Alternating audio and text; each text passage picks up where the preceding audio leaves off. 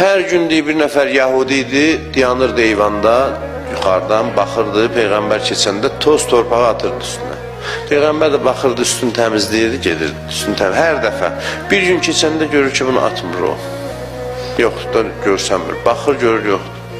Gedir qapısını döyür, oğlu qapısını açır. Deyir, bəs sənin atonun haradadır bəs? Görsənmir. Deyir ki, xəstələnib.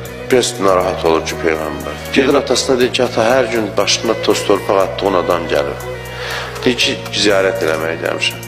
Deyir, oğlum da gəlib çağır, amma bir xahişim var, üzümə bir şey at mənim, mən utanıram.